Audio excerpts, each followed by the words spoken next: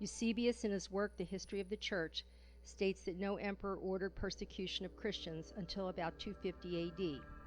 In 240 AD, Church Father Origen admitted that few had died for the faith and that they were easily numbered. In about 178 AD, the writer Celsus attacked Christianity in his work The True Doctrine. According to Celsus, the cult of Christianity is a secret society whose members huddle together in corners. But the claim is that the Christian religion spread like wildfire. How large was the Christian church in Rome by 250 AD, 2 centuries after Jesus was supposedly crucified? The historian Gibbon estimated that in 250 AD in Rome, among a population of over 1 million, only about 50,000 were Christians. Gibbon shows that the Roman Church consisted of only 1 bishop, 46 presbyters, 14 deacons, 42 acolytes, and 50 readers, exorcists, and porters. Christianity really only began to take hold when it made inroads on the Roman aristocracy.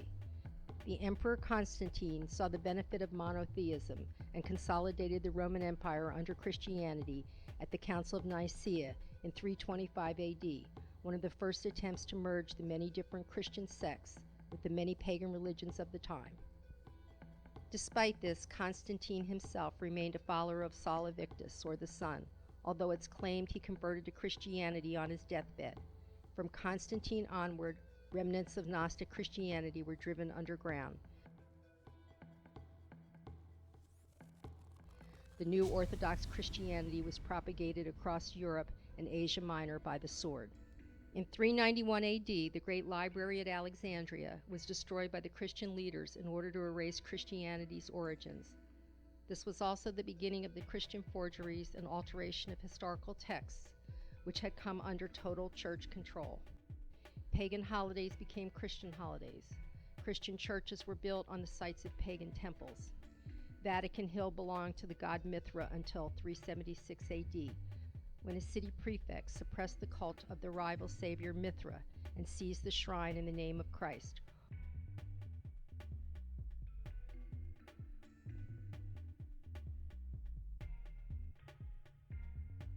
The Archbishop Chrysostom boasted of this destruction.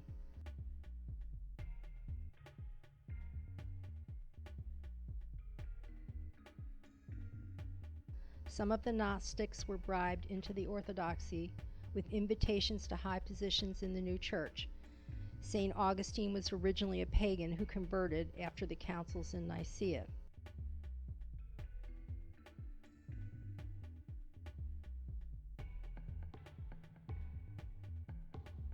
Finally came the notorious Inquisitions beginning in 1184 AD.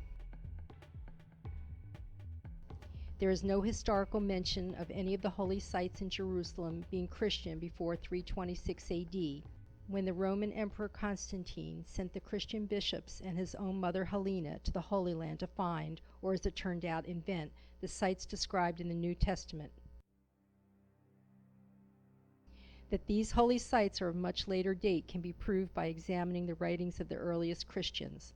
No early Christian writer states a desire to visit Jesus' hometown of Nazareth, or any place that Jesus preached.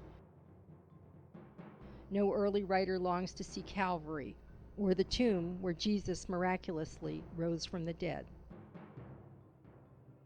After the sacking of Rome in 410 AD, the Catholic Church gradually assumed total secular power.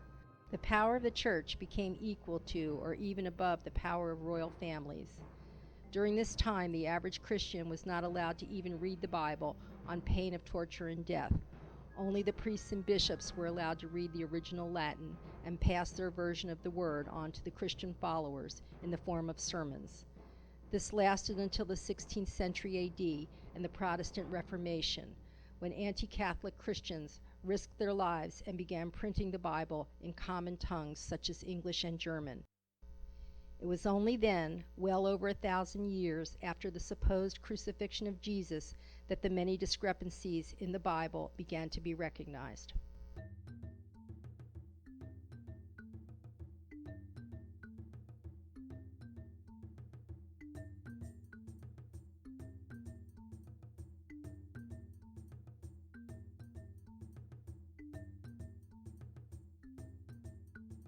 At the end of the New Testament, Jesus is made to say, "I will be with you until the end of the world." But the correct translation of the Greek should be, "I will be with you until the end of the age." Currently, the age of Pisces is passing into the age of Aquarius. The long calendar of the Mayans may mark the actual date of this passing from Pisces to Aquarius as occurring on the winter solstice beginning December 21st, 2012. Are we already seeing a refinement of Christianity for the New Age?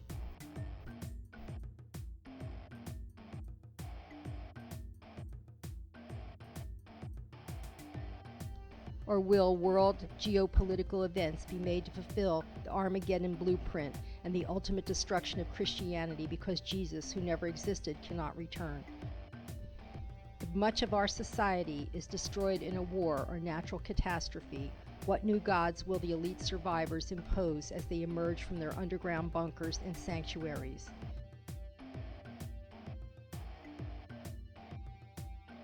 In the Dark Ages, such knowledge as the earth being round, circling the sun, and the astronomical origin of all of mankind's religions had to be suppressed from the masses to protect the power of a few.